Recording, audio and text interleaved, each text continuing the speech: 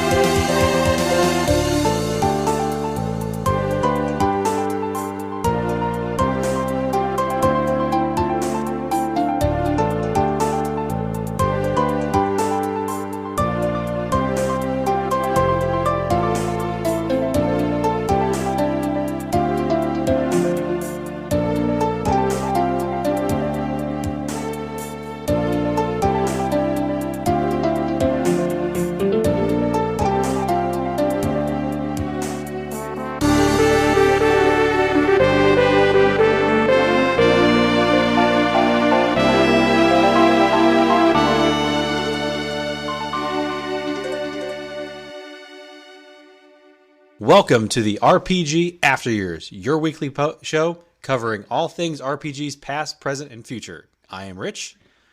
I'm Jay. This is episode 9. Today we'll be reviewing the new game for the, I'm going to say Redix Games. I'm going to say Retro Games. Because we're with terrible. An X. Yeah, because we're terrible. Pillars of Dust. But before that, Jay, what have you been up to? Well, Rich, not much. The coronavirus has kept us quite locked up, and you would think that that would just be time for games. But unfortunately, I am already in my house 99% of the time. And work's been really busy since I work in the healthcare industry, diddle on some code for the healthcares. And this coronavirus ordeal has not made things easier, so I'm working a lot.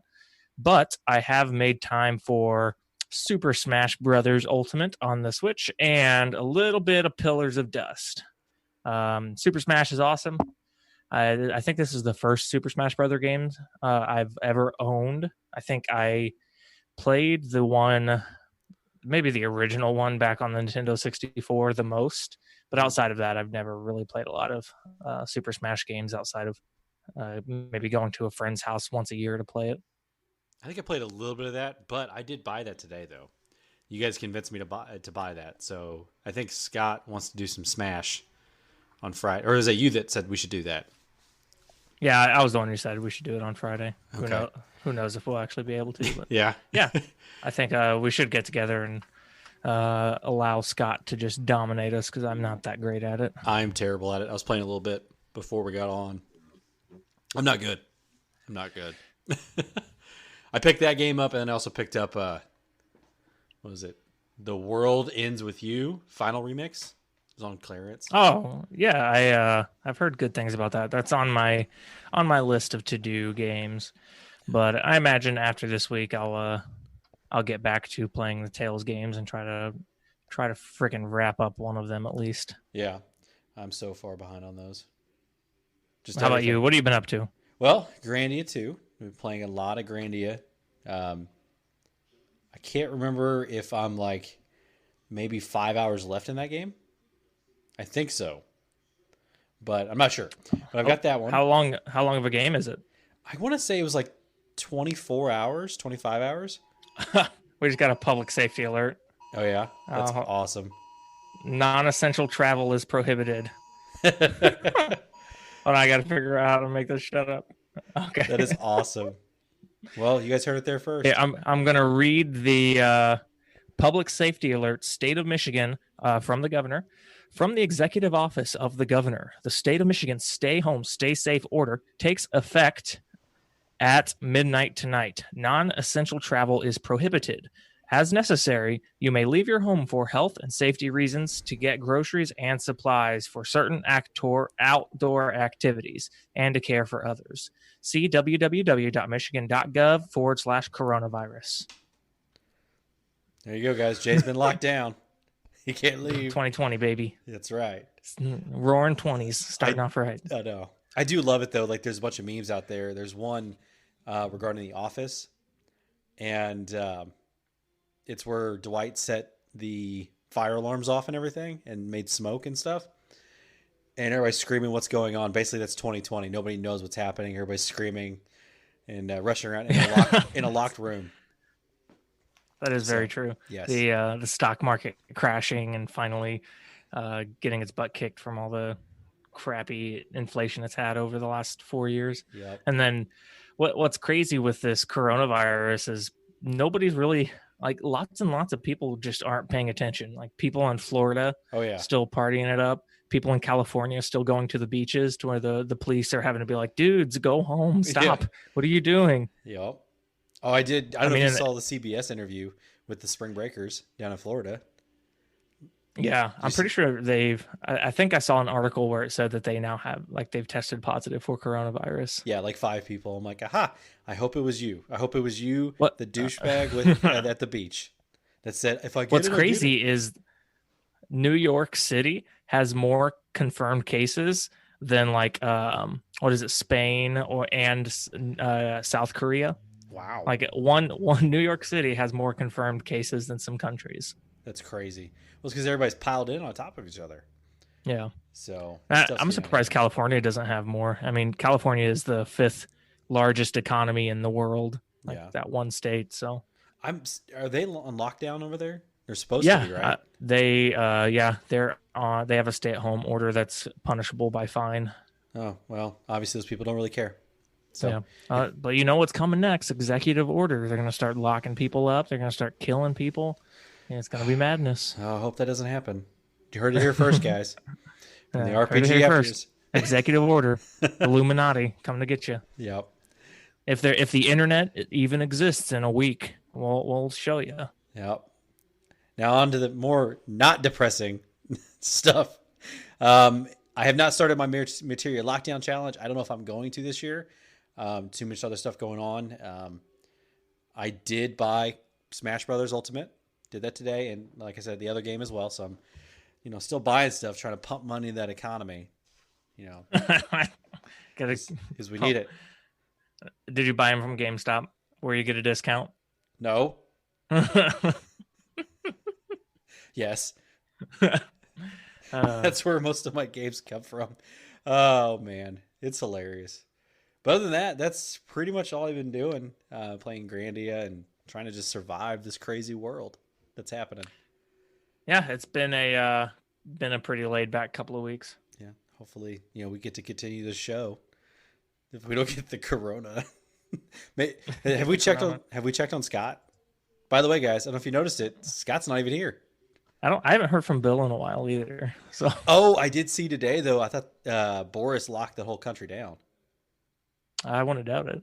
So, Bill, if you can hear us, please let us know if you're safe. Are you alive, Bill? Yeah. You got the British corona? Yeah. He's so excited about having a Switch now. It's insane.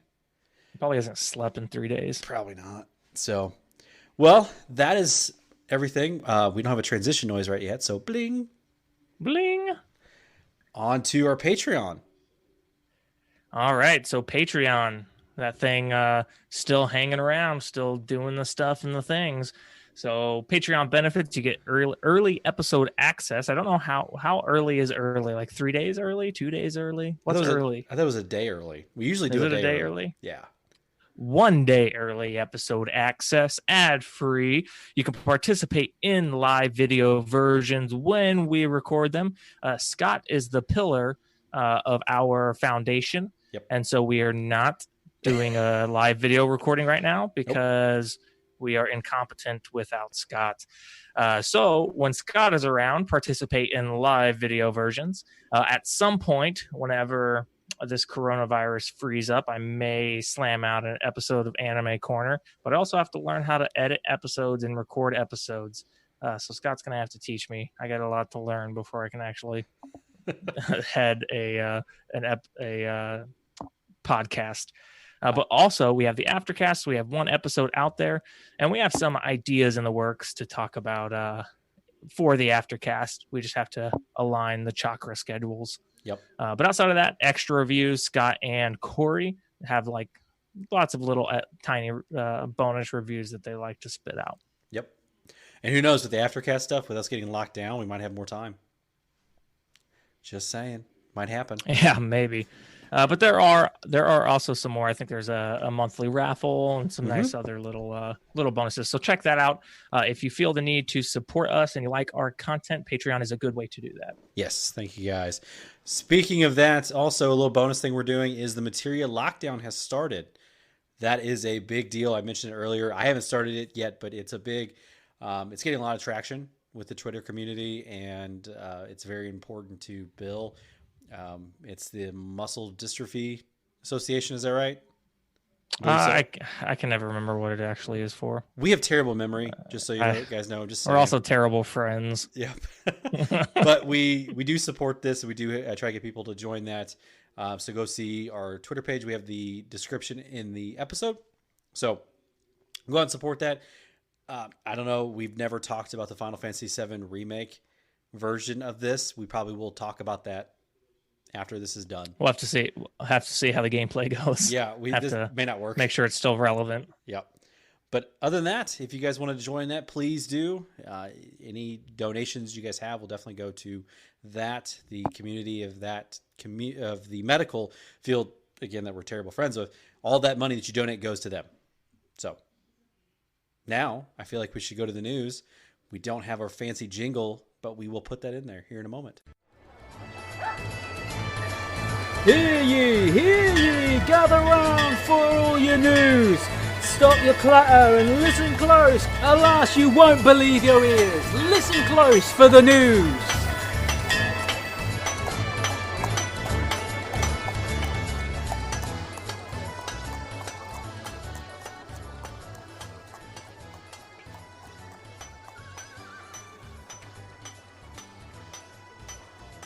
All right, so what do we have in the news, Jay? So right up, something that's quite effective of you, Rich. Nope. GameStop has officially closed their stores due to the coronavirus. And this is after probably about a week of pretty vicious backlash. GameStop had initially announced that they were an essential business, which was a load of crap. And then they got a bunch of backlash for it. And now they're like, okay, I guess we'll close. Yeah, that was, yeah. Yep. Tell me what you think about that, Rich. Be very vocal. Well, okay, so I do not agree with them being essential business, but the reason why they said that was because they sell mice, keyboards, and a few other things that are essential for people who work from home, which I'm going to throw out there and say I've never sold a single one of those things while working at the store. I haven't been there that long, but still, it's not viable. And I understand people wanting to capitalize. Now, I'll give it this, though.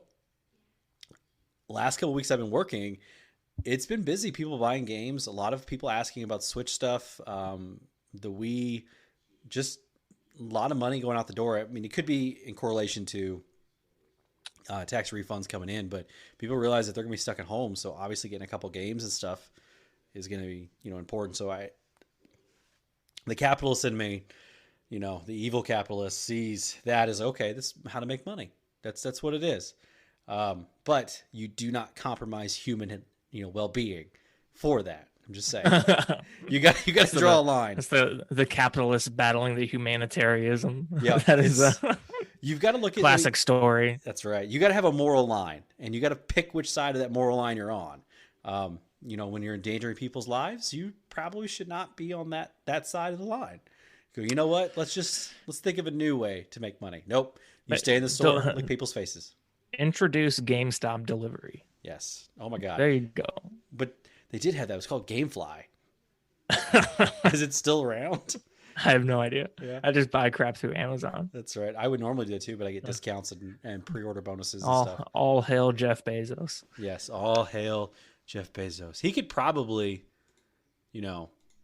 stop this whole coronavirus and donate all the money and still have plenty left over. Yeah, he could probably completely control our economy if he wanted to. Yep. He's like, you know what? I'm bored today. I'm going to buy a country. He just does. So that is the story on GameStop. Bing. New next story. We have the prequel to The Messenger. Or no, was it? Yeah, The Messenger, which was the 2018 Ninja Up Slice and Dice 8 and 16-bit. It was developed by Sabotage. Did you ever play that game? I didn't, but after looking at this game that you're about to talk about, I'm interested. Yeah. So Sea of Stars. It's hundreds of thousands of years before The Messenger and follows up to playable main characters. They train to defeat the villainous Fleshmancer. That sounds like a dirty sex term. Fleshmancer. Yep. So basically, baby. Yes, it's dirty. Now this one has a turn-based combat system that it's basically the same of style of what they're saying is Super Mario RPG and Mario and Luigi games. So it looks, from what I see, it looks pretty cool. I don't know when it's supposed to come out though. Earlier is 2022 on PC and next-gen consoles. There is a Kickstarter out there, so go out there and look at Sea of Stars, and maybe you guys can kick a couple bucks to it. And I'm a little bit surprised that it's so far off. Whenever I was looking at on the website about it, because you posted about it a little bit ago, or Bill did. Yeah. And it looked like it had progressed. Like it had I would have guessed oh, is this something that's coming out later this year? Yeah. But maybe if there's a Kickstarter out for it, they must need a specific goal in order to reproduce this at a profitable margin. Yeah. But it does look good. It does. I like the graphics. Yep. I think it's going to be good. I always think it's a little funny when games are made that are prequels to some other game, but they're hundreds of thousands of years before, so it might as well just be a brand new game. Yep, a completely different game. I'm just so there's no real continuity. It's just because you said so. It just gets away with it. Who knows? Yeah. Yeah. Bing. So the next story that we have is toilet paper prices are on the rise in Fallout 76. Explain to me what this means. So the economy, I guess in Fallout 76, that's an online-only Fallout game. I don't know. Did you ever play the Fallout games? Yeah, I played all of them except 76. Okay, so 76. Garbage. Yeah, so I guess you can buy stuff in there's a economy in the game, and people have noticed that over the last couple of weeks, the price of toilet paper has gone up in the game. Because it's something I guess you can find as a probably not a consumable, but material. And so the prices are going up. It's affecting the digital world, folks. Coronavirus is affecting the digital world. What are the Digimon gonna do? I don't know. Somebody needs to check on it. Can Digimon catch coronavirus? I think they made a movie about this. They probably did. Digimon movie. Something dark. Digimon the movie. That was a great movie. I do remember watching those. Those were fun. Not the movies, but the TV show. I thought honestly the movie was really good. I thought Digimon. This is gonna be very blasphemous. Don't lose me. What are you gonna say, folks. Rich? I thought Digimon was better than Pokemon, the TV shows. TV show or video game? TV shows. Okay, I'll give it to you. The video games are better on Pokemon side than they are in Digimon. I know Digimon can't seem to make a good game. It's weird. So, did you ever play Digimon World, the PlayStation? That came out on the PlayStation? Just Digimon World is what it's called. That is a fun game. It is so hard too, but it's a fun one. I think I can get it on my Vita. I wonder if we can swing that and say that it's an RPG. I think it's on the master list. I'd love to play that and review it. I think it's on the list. Let's talk about that. Okay. I'm interested. Okay. All right. Don't tell Bill that because he's going to freak out and want to do all of them. Make a podcast about it. We plus Scott are the captain now. Yes. All right. Bing. So we're going to move on to RPGs released in the past week. I didn't see that there was a lot released. We're kind of hitting a dry spell of RPGs. So on March 17th, Phantasy Star Online 2 on Xbox was released. And the next one, I don't really consider an RPG, I don't think, but it's a pretty big one that got released a day early, which would have been Animal Crossing for the Switch on March 20th. Do you play those games? I haven't, and I probably never will. But it's funny; nobody can quite seem to tell me exactly what you do in Animal Crossing. I've seen some memes that are just like what do you do in Animal Crossing? It's just like, man, you do a little fishing, you do a little cooking, you just vibe. That's what we're doing. I'm just like, okay, I don't get it. What's the point? What's the end game? How many bosses do I have to fight? Come on, tell me. So Yeah. I think Scott plays this stuff. Honorable mention that the new Doom game came out, and I've heard pretty good things. I've heard it's not as good as Doom 2016, but I still heard good things. I am getting that on my Switch. It's still pre-ordered. It's not coming out till later in the year, so I'm excited. You know which game is hard to find and still really expensive on the Switch? Doom 2016. It's hard to find. It's like Really? $60. Everything is hard to find and expensive on the Switch. Yeah. I went to go try to find the Attack on Titan 2 game for the Switch. Still $60. What? It is a game that is made from an anime, and it's still $60. I mean, this thing should be like $10 by now. Is Mario in it? That's probably why. That's probably why. Maybe. That's the only reason why that games are that expensive, like stay on the Switch at that high a price, is usually if they're Nintendos, like Mario or Luigi or any of those other ones. So like Smash is still $60. Mario Kart is still $60. Unfortunately. All the Legends of Zelda, they're all $60. They're awfully proud of their stuff. Yeah, I went to go look it up, and on the Switch store, it was this Attack on Titan 2 game was still $60, and then I went and looked on Amazon. You can grab a used copy for like $30. So I'm like, okay, I know what I'm gonna do then. Now there is a sale going on for the eShop. Don't know if you saw that. A lot of prices I dropped. have not. So Square Enix games, a lot of them are on sale, like half off. Octopath is like $30 now. Do you already have that? I do. Yeah, you already have that. I right? have it, but if some people want it digital or anything like that, it's on sale. I need to get an SD card. When you just said digital, I just remember that I had to delete everything in order to install Super Smash. That's awesome. Yeah, I'm actually surprised the micro SD cards are still so expensive. If you can get a terabyte micro SD, do it. Just do it. I'll need to. Yeah, because right now I've got a 256 in there, and I've filled it up. Well, you have like 700 games. Yeah, I do. I do. That's why I'm like, all right. So RPG.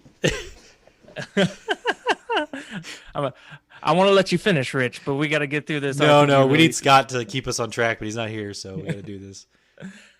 So RPG releases in the next 2 weeks. On 3/23, we have The Legends of Heroes: Trails of Cold Steel 3 on the PC, which I've heard good things about, I think. And then on 3/31, we have Persona 5 Royal for the PS4. And then on 4/10, baby, Final Fantasy 7 Remake. I was really hoping they would like surprise release early because of the coronavirus. Oh, man. I don't think Square's that cool. I don't know. We'll see. I mean, they had Animal Crossing released early. Doom got released early by a day. If they did it. Frozen 2 came out on 2. Disney Plus like 2 months early. Yeah. And Onward. Literally like a day after I bought it for like $20. That makes you sad, doesn't it? Yeah, that made me so sad. Well, okay, think of it this way. So you've got all those companies doing that. Onward, which is a new Disney Pixar movie, that's out to rent now. I'm trying to think. There's other ones that are coming out, like movies. They could do it digitally. They could release the game digitally. I don't know. It's hard to decide if I'd buy it at that point. Like, I've been trying to think, if the government locks us down and says we have to stay home, I would be so excited for that if they release it early. But again, they may not be cool enough to do it. They may not. Square, make it happen, please. Just you were going to release the game anyways this month. So, just saying. We know you're listening, Square. Yeah, we know you're. We've got your ear. Or you got your bots listening. Yeah, making sure we don't copyright your stuff. We Same do. with you, Disney. Sorry, we love you guys. Don't take us away. So anyways, that's it for the news. Let's take a quick break, and before we move on to the review of Pillars of Dust.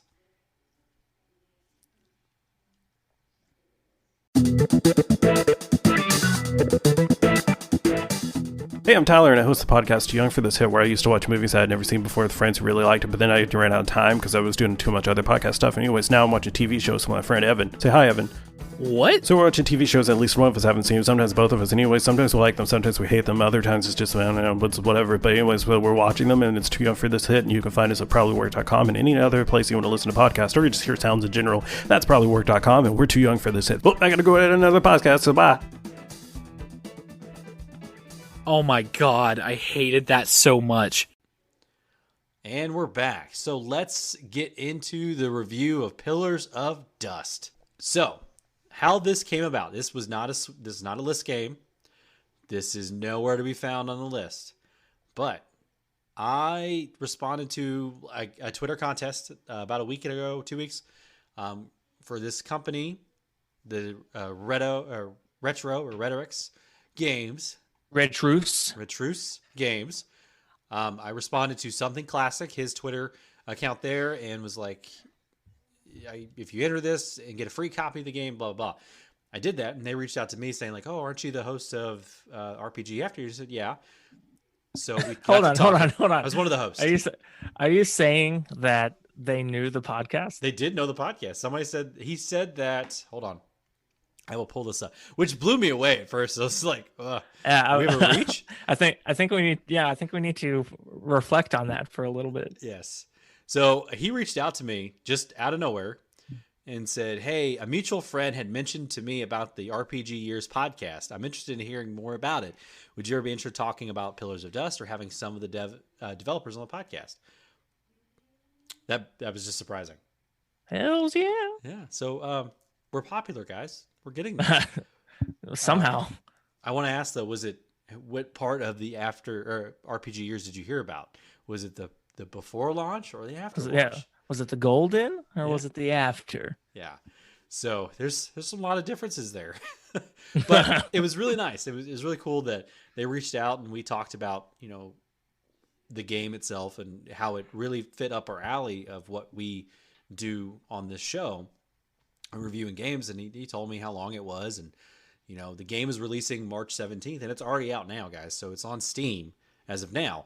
I don't know if you ever played or heard anything about the Shadows of Adam. It's by the same developers for that.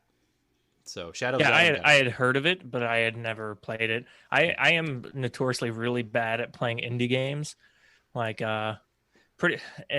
it's kind of sucks, but usually if a game is not over like 20 hours, I have a hard time convincing myself that I want to play it. Yeah. Because I don't know, I just, whenever I spend money, I'm like, oh, I gotta, milk it for as many seconds as I can, which is quite stupid if we're being completely honest, because I never complete games, evidently.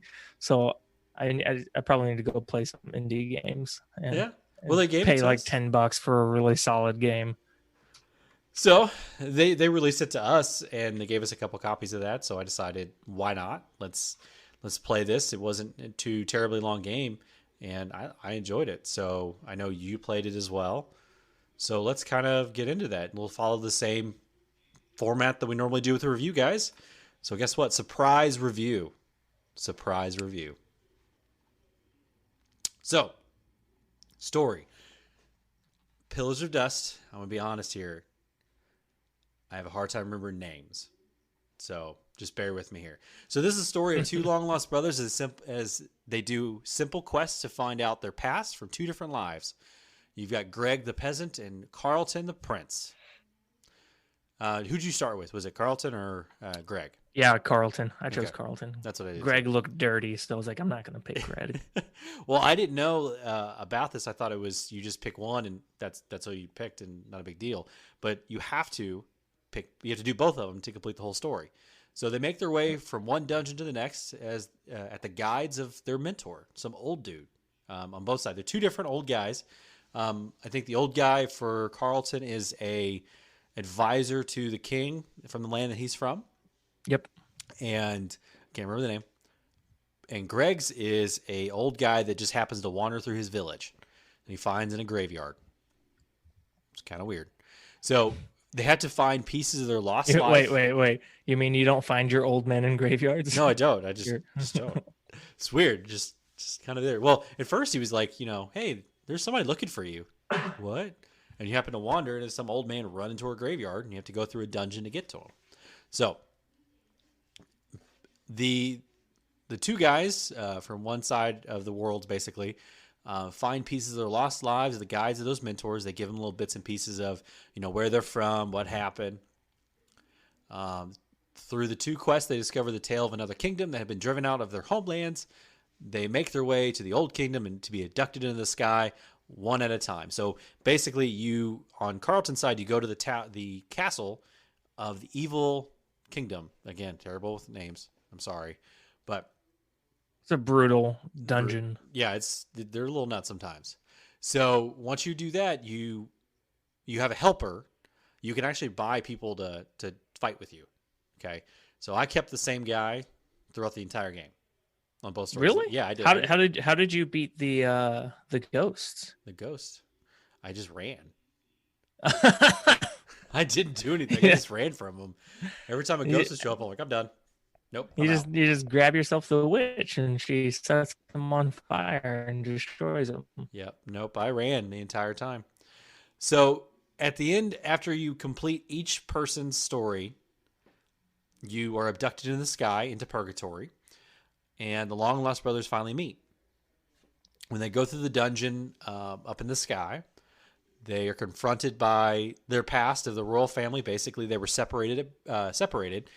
Carlton was taken away by the king to protect them from what was happening. So he was then shipped off to another land with another king, where the queen ran away with a knight, to be protected. Be protected. Yeah. Well, this is where it gets dirty a little bit. The queen left her bodyguard and found another man and had a baby. That baby was Wait. So she ran off with a knight. Yeah. And then just showed that knight no love. Basically. Well, the knight was to protect her, and he did, and he died. Oh. So the queen had to run away. And then she was off in her own little world, basically, own town across the world, and became just a normal peasant and gave birth to Greg, who was a blacksmith's apprentice, if I remember correctly. That's the story about those two. That's why he was so dirty. Yeah, that's basically what happened. So they finally get to the very top of this area in Purgatory, and they meet the evil king. Turns out the king was sealed away by the old king of Carlton's father, and they were sealed away. And the only way to release him onto the world was from blood from the royal family. So he lured them. He was actually the two old men, the mentors of both Carlton and Greg, that was luring them up to him so he can kill them and get their blood to release him. So then you wail on him and you kill him, and releases the evil hold on the land, and everything goes back to normal, and then the two brothers become rightful rulers of the land. And that is it. It's a pretty simplistic storyline, honestly. I thought it was really good. It's overall, it's kind of what you feel like you would be getting. I mean, it's a very kind of I don't want to say stereotypical, because I don't want to, undersell how solid the game is for an indie game, especially, but it is very akin to 80s NES game, 80 or even just like one of those pick your own story books that your mom would buy you and you'd never really understand how to actually use it. Yep, those were fun. So just so everybody knows, I am too bad at games to have actually completed this on time. By the time I got it to finally work on my Mac, because it's a Steam game that only supported Windows, by the time I got everything up and running on my Mac, it was already Thursday. And then I spent so much time trying to work my way through the dungeons. And I guess I'm not very smart because I couldn't complete them. I couldn't get through them on time. Between that and work, I poured a lot of my spare time into it and just could not get through it. So I was half expecting to just sail through it, but that wasn't the case. It was actually pretty challenging. Yes, it was challenging in a few spots. So definitely, crazy to see that. I wasn't expecting it to be hard or anything, but it was pretty good. So the development, they do not hold your hand at all. No, they do not throughout the game. Do not think that there is any guides or little hints about what to do. You just got to talk to people. So if you're playing this game, definitely talk to everybody. And there's nothing on Google, by the way. Small indie game, nothing on Google. I did try to find something for you, and I didn't find anything. I was maybe hoping. Yeah, I was like, how many? I Googled how many chapters are there. How to get out of this dang dungeon. Where's the switch to get rid of these blocks? And just nothing. Yes, and we won't tell you how many chapters are in there. Things like that. I will tell you, it took me 7 hours to complete this game. So it's not a lot of time consuming. It's not even how much is the game? Not even $10. Yeah, it's not even $10. So basically $1 an hour. Yeah, I mean, so you're $1 an hour. Come on, can't beat that. Yeah.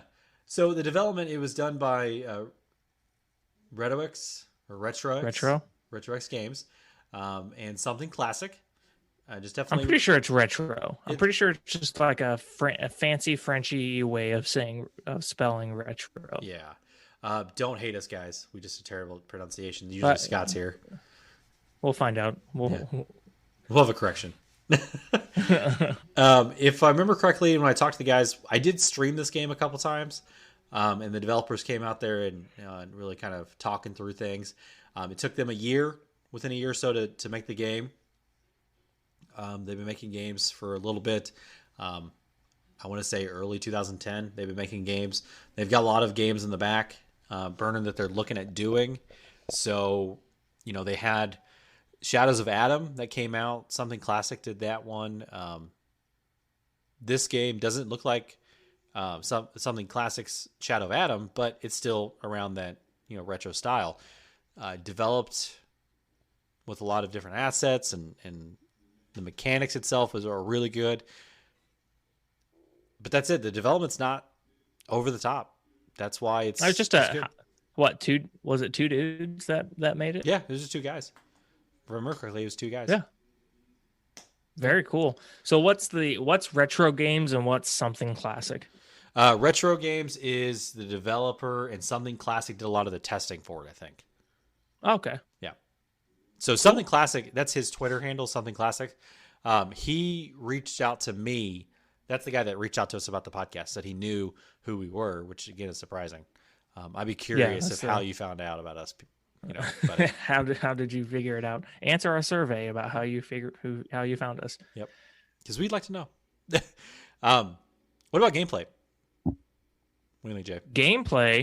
Gameplay was very simplistic, while honestly being like just enough. It was very akin to like early Dragon Quest games. So it is turn-based, but it is basically from the point of view of your character. So to where all you see are the enemies that you're facing. And then you have the option for like skill, for like attack, skill, item, defend, run away. And it's just very classic turn-based. You certain people can learn magic, like you can hire a witch or a priest if you want to heal, or the witch has like fire, wind magic, poison people, while the combat heavy people have attacks like slash or like just straight up combat skills.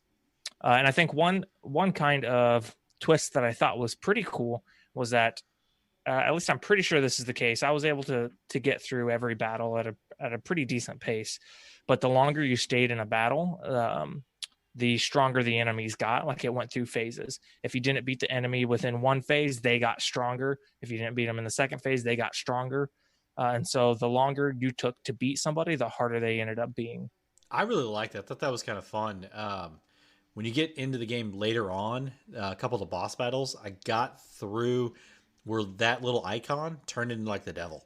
Like it changes colors and stuff. So it turned into the devil. I was like, oh crap, what does this mean?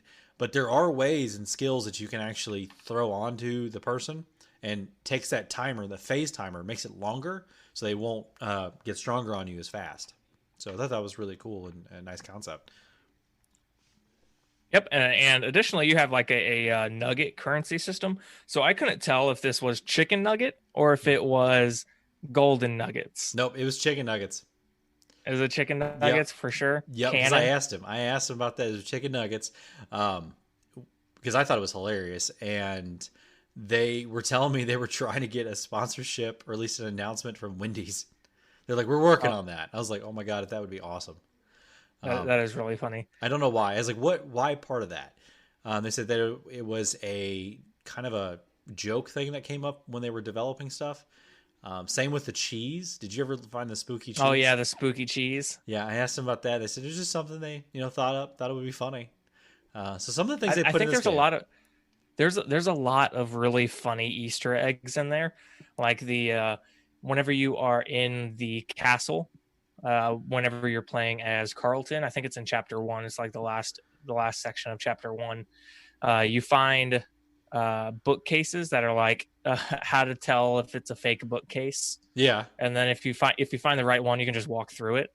And then there were a couple more that was like whenever you looked at the bookcase, it was like why cults are bad, and like just really really funny sentences. Yep. That just were pretty good to laugh at. Yeah. What was it? Some of the books said like why snake bites are bad. You teach you how to do spelunking in chapter 3 with Carlton. You didn't see that part, but you had to get a license to go spelunking. But you had to go to the library to learn everything about spelunking, and then you go back to the mayor and he quizzes you, and you have to answer questions from lines of the books, basically the titling of the books, to get your license. So I thought it was kind of funny you had to do those things. But yeah, it was just random things. There are a couple of also like what the hell moments, especially in the short area that I was able to get through. Like right off the bat, whenever you're Carlton, you get mugged by a guy, and it's like he's like, "Give me your cloak," and if you don't give him your cloak, he stabs you and kills you. Yeah, that was and weird. It's just game over. Yeah, and then at the same time, and this actually screwed me over because I was not saving my game properly. And I got about I spent like probably about 2 hours wandering around because I really suck at these games. And I decided to look at a well. And I was like, oh, you can jump in the well. Do you want to jump in the well? I was like, yeah, I'll jump in the well. And it was like, oh, you jump in the well and you notice that there's no water in it and you fall and die. And I was like, oh, okay. And then it sent me back to the main menu. I was like, I haven't saved in hours. I think that well got me too. Or is that might be an Easter egg or something? I don't know. Like, cause it sent me back to the beginning. That better not be a glitch, guys. I don't know, but it killed me. And I was like, oh, dang it. So it's got a lot of random things to it, a lot of Easter eggs. The dialogue on some of the characters are just off the wall. You run into a town where there are only dogs. That's it. There's only a dog, and there's one guy. That's in Carlton's story. You have to break the curse of the dog for that, so the human turns into a dog. So, I don't know why. That's not the other way around. No, not everybody. If I remember right. See, and it's little nuances like that I think it's very charming. Yeah. The game is very charming. The whole time you're playing the game, you don't think of this as like a doom and gloom kind of thing, like with, let's say, Final Fantasies or anything like that. You know, like, oh God, I have to go do this. I have to save the world. With this one here, you're like, not really sure what I'm doing. I'm just you can just enjoy it. Just go through the dungeons and enjoy it, and eat up all the really funny humor that's sprinkled about. Yep, it doesn't take itself too seriously. That's what the plus for. That's why I told those guys over there was, that's why I liked it. It wasn't those doom and gloom, too much stuff you got to do, tutorials all over the place, data logs and whatnot. It's 6-7 hour game. That's it. Yep, very solid. Uh, And it also does have like a really basic random leveling system, so you don't have to sit there and like grind for experience points, at least that I could tell. And also, just like I had said, the basic magic and skill system. It's a game that's not overly complex. You can just play it, and through playing it, your characters get stronger. You don't have to sit there and worry about specific type of grinding. Well, another thing too is there are orbs for that. We did miss one thing here is it's really cool. Beginning of every chapter, you have this guy with a monocle that comes out, and he gives you challenges, and you've got to find. It tells you how many orbs are in the game or in this chapter, how many secrets, and how many nuggets you have to get. So the orbs that you find actually give you stat boosts. You can select health, magic, agility, and defense. I think that's the ones they were. But that's kind of cool that they give you something to shoot for. Yeah, little bonuses outside of the main storyline. Yeah, I've never got all of the challenges. I got close. Oh yeah, I suck at this game. So I got 2 out of 3. I made a lot of money in nuggets. yeah. Chicken nuggets. What did you think about the sound? The sound was very 80s NES, 8-bit, and yeah, it was very nostalgic of the really old games. Nothing really stood out except how loud it initially was whenever I booted it up the first time. But outside of that, it was just solid 8-bit music that fits the theme. Yeah, that's what I really liked. The music, it wasn't too annoying. It didn't get over emotional on some of the music that they had. You know, a lot of Final Fantasies or just any other RPGs are just too orchestrated. Listen to my story. Yes. This may be my only chance. Stupid Titus. Can't deal with it. Somebody said on Twitter today, it's like, oh, I'm really enjoying this. I'm like, you could go to hell, sir. You can go to hell. Hey, I'm not gonna. You're not gonna debate me on it? Fantasy X. I'm not. Okay. It's too late for this. The coronavirus is out, man. We can't be split on this. No. Okay. You know where I stand on it. I like the story on some parts, the gameplay. Yeah. Anyways, it's not my favorite, but anyways, the sound was perfect. I thought it was good. Few things here and there. I did run into a glitch, I think, in one of the chapters where it kind of echoed a little bit, but that might have been part of it. I just don't know. But it was good. I thought that part of it was decent. So with that being said, I think we should just get into rate this thing. Yep. I am going to sit out of the story development rating since I was not able to complete the game. But I think the rest of it, I'll throw a score on. Awesome. Okay. So with a normal rating system, let's talk about story development. I'm going to give the story development a 4 out of 5. Again, it wasn't complicated. It's easy to follow. You didn't have over the top. Like, oh my God, you have this thing here. There wasn't a boss. I mean, there was a boss swap at the end. There was. So I'm going to knock it for the boss swap. I can't stand the boss swap. So, you were supposed to find your past, and then all of a sudden you're like facing a king that you had no idea that was evil and wanted to kill you and use your blood to get out of the purgatory. Thought that was weird, but still good. I thought it was perfect. So my score is done. Let's go to the action. Jay, let's you do that one. Yeah. So one thing to keep in mind is I am rating this game in its specific genre. So I'm not going through and trying to like compare this off of some of the hit RPGs or JRPGs or Final Fantasies that we all know and love.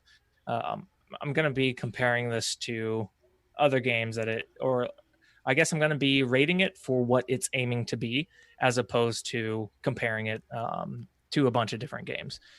So overall, I thought the action was generally pretty solid.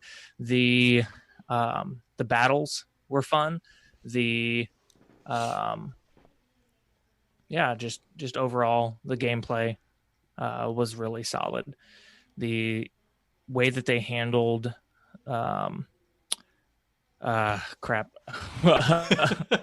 turn-based. The way that they handled turn-based they didn't get overly complicated. They kept it very simple, which is what they were looking for. Yeah. So I'm going to give the gameplay on it. I'm going to give it a 4. I would say I'm not sure what they could have done to boost it up to a 5. I'm going to be completely honest. I just don't quite feel it's right to the 5. Okay. I am going to do the same thing of 4 on there. I like the active time base with the action. Let's see. Try to think. You're killing me here. So, Gameplay. pause. Gameplay. That's what we're looking at. Gameplay, not action. I don't know why I said action. So the gameplay is solid across the board. Active time base. ATB gauge is in there. You just use it, and your character does things. I really think the phasing was a nice touch. Like we talked about, I think it's a good builder on the enemies, and you're not just going through smashing them. You have to think fast. You have to do things quickly, or you're going to get overwhelmed. Basically, not a lot of time to just dick around with I'm going to do this. I'm going to try this. I'm going to do these things. No, you got to kill these guys. You got to do things fast. So I give it a 4. That's what I like. I like it a 4. Yeah, definitely. So I think what is next is graphics. Yes. What do you think graphics. about the graphics? So the graphics, with it being an old style NES game, I'm going to give it a 5. It's as simple as that. It's not over the top. The backgrounds were done nicely. A lot of things weren't sticking out of nowhere. It was done pretty well. Yeah, I am going to give it a 5 as well. Now, just because it's doing what it set out to do, it is aiming to look how it looks, and I think it's perfect for that. It is it's very charming. It's very simplistic, and you can tell that they worked. This may be an insulting way to put it, but they worked hard at making it not look fantastic. Yep. And I think it should be rewarded for that. Now I also just realized we're supposed to be doing out of 10. Are we? What was out of 5? Everything that we have been saying, just double that. Yep. Failed horribly, guys. Sorry. You took my score Without away. Scott. This is what happens without Scott. Yep. You took away my scoring. How about the music? How'd you feel about the music? So with it being very bit type of music, it fits the style. It's not orchestrated and lavish or anything. I'm gonna give it a 4. Nothing they could have done differently with that to make it over the top. To put that at that 5, maybe a little more epicness on some of the music towards the bosses, but that was it. I think 8. I think it's good since we're now doing out of 8. So yeah, I agree. I don't think I'm going to give it a 4 because nothing. I don't feel like nothing was overly memorable. So I'm going to give it a 3 or 6. God dang it! I'm going to give it a 6. 6 out of 10. So I think some areas probably could have been a little better. But it was not bad at all. Yeah. And I give mine an 8. So the overall feel. Do you want me to go or you go? You can go. Okay. So overall feel, I'm going to give it a 9. I enjoyed the game. It was not complicated and it was fun. I enjoyed it. I recommend it. Yeah, I'm going to echo that. This is not my cup of tea, this game. I struggled quite a bit with it because I'm just not good at these games that don't really hold your hand. I am very much a give me all the story and tell me what to do next kind of guy. But given what the developers were aiming for, I mean, this game nails it. So yeah, I'm going to give it a 9. I think they succeeded what they set out to do. Yep. So I'm going to give it a final boss score. So he had 2 phases. So there's one where you fight him just as a normal king. And then the second phase is where he's a giant head looking thing. The bosses in this game and the character design was really good. I'm going to give it a 9. I thought it was weird and that it worked for that. I don't like boss swaps still. I'm going to keep saying that. So you know how I feel. That's it. I do know how you feel. Yep. I'm surprised you gave it a 9. I liked it. He wasn't hard. He was still a little challenging. He kind of almost killed me a couple times where I had to just recoup. And luckily I saved a lot of the items that extended out the phase time. So I was chucking those at him right off the bat. So that way he had a longer phase 1. So when I fought him, I was able to go after him pretty hard with all of my upper level magic and skills. So that's what I did. And I'm pretty sure, though, if I didn't do that, I would have died quite a bit. So just so you know, those phases Probably are definitely because you ran away from everything. I did. I didn't know that the witch would have saved my life. So that's okay. Yeah. I just let it go. I still did it. I beat it in the first try. The thing is with this game, I think you have to really avoid every single fight to be terrible at this game. Like if you avoid every single fight and don't actually do when the monsters are on the screen, and if they don't chase you down and catch you and you fight them and you're just running away from things, your character's gonna be too weak and you can't do anything. You could pretty much go through the game without getting into any fights. Except the bosses. Yeah, if you're good enough. Some of those monsters though, some of those overworld monsters that come chase after you, they're good. They're sneaky. Yeah, they'll get fast. You. They'll get you. So that's what I feel on that. All right, we're gonna take a quick break, and we will be back with our totals and overall score. All right, so guys, with that, we've got our totals for the show for this episode of the review of Pillars of Dust.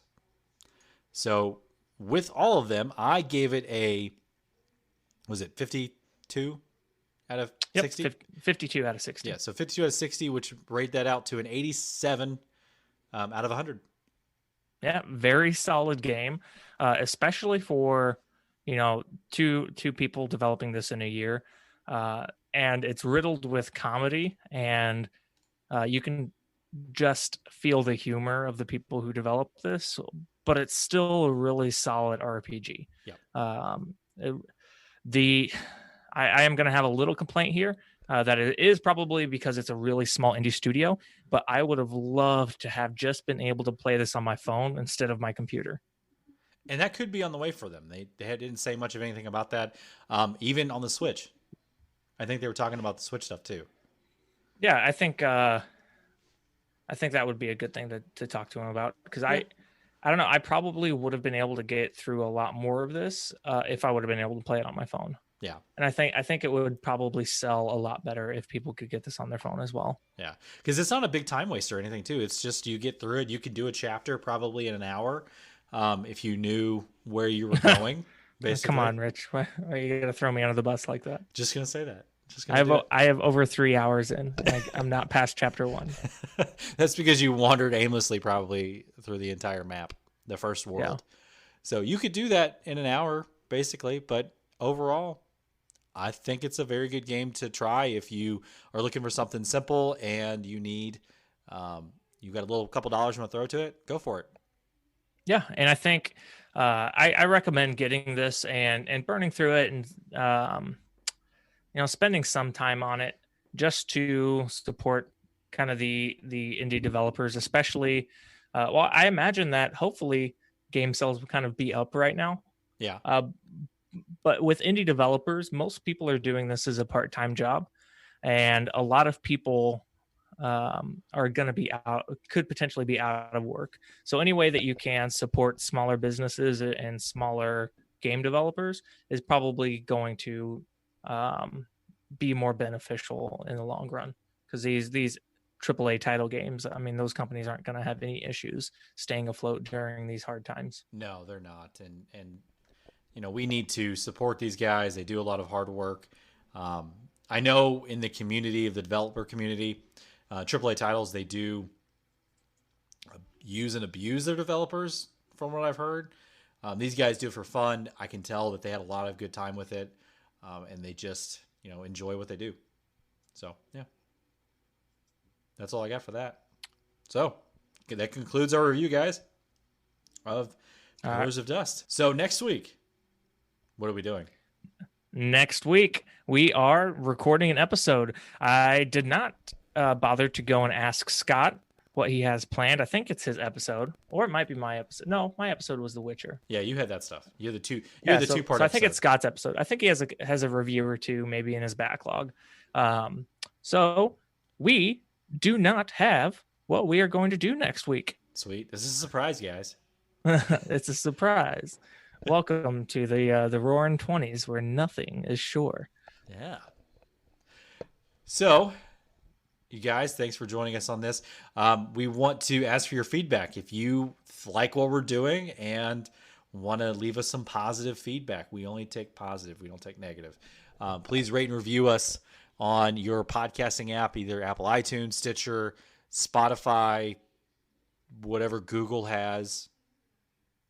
I can't remember what it is, but yeah, rate and review us for it there, guys. Let us know how we're doing. You can give us some bad ones too. Just saying. Yeah. Maybe you could send the bad ones to our email at RPG After Years, or not at. Well, I guess it would be at. This isn't Twitter. Come on. So our email is rpgafteryears@gmail.com. So I would like if you sent your negative reviews to that email to be constructive and tell us how to improve and maybe not suck, which maybe don't do so much on our episodes where we don't have Scott to keep us in line because we are learning. Yes. And Scott is a lot more strict on our episode formats. Me and Rich like to flow with the wind sometimes. Yeah, see where the breeze will take us. Yeah, if you notice though, however, this episode's only gonna be like an hour long. Score. Yeah. So can they talk to us in the community? How can they do that?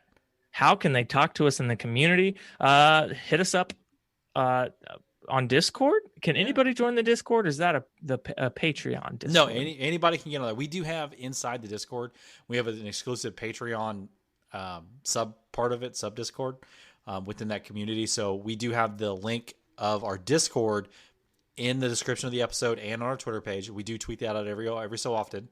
Anybody can join that. But to get into the actual Patreon conversation, you have to be a member of Patreon.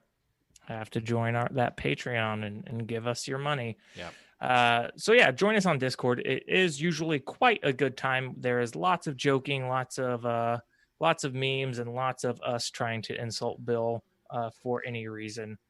So speaking of Patreon, don't forget that you can get early episode access, ad-free episodes. You can participate in live video versions of the podcast whenever Scott's involved to set that up. And then we have bonus content like the soon to come anime corner, and then the aftercast. We also have extra reviews and more, including a little raffle that we like to do. So we do already have one aftercast episode out there about RPG controversies. That was a fun episode to do. So go join Patreon and get a hold of those bonus episodes. Yay. So you can also reach us on Twitter. You can find the podcast at RPG Years. You can find me at JAY Hizzle. You can find me at HaleBlue1569. You can find Scott at the Scott Spot, and then Bill at Metunica, Metunnica. Yep. So until next time, friends. Hold up. What you got? Up. Let's do the Twitter for the developers over at for Pillars of Dust. So you can find those guys. You can find them at Something Classic and at Retreaux Games. So that Retreaux Games is at RETREAUX Games. I forgot to put that in there. Retro. I know, right? And as a potential sneak peek, we are trying to get a bonus episode out there for the Patreons of an interview with the developers. So we will keep everybody informed on that. Yes. But until then, we will see you next time. I am Jay. And I am Rich. See you on episode 8. Is it episode 8? 9? Episode 8. Wait, no, this is episode 9. We're on 10. See, this is why Scott's here. I think so. This is why Scott's supposed to be sure? here. I don't know. That's what it said. Some episode of the RPG After Years, not Golden Years. We are professional. We know what we're doing. Yes. Bye.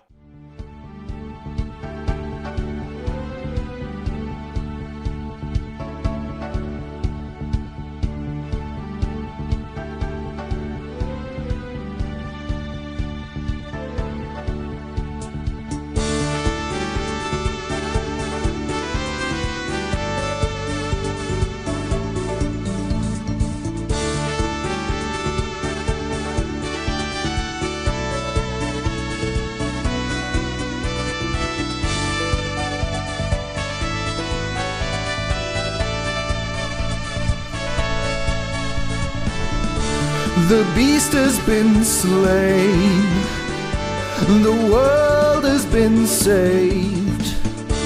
Our heroes are basking in the after years. They rest in the tavern for all to hear the tale of how they banish their fear. Revel in the peace that reigns through the land. All will know it was by our heroes' hands. Here in the after years, here in the RPG after years, here in the RPG after years.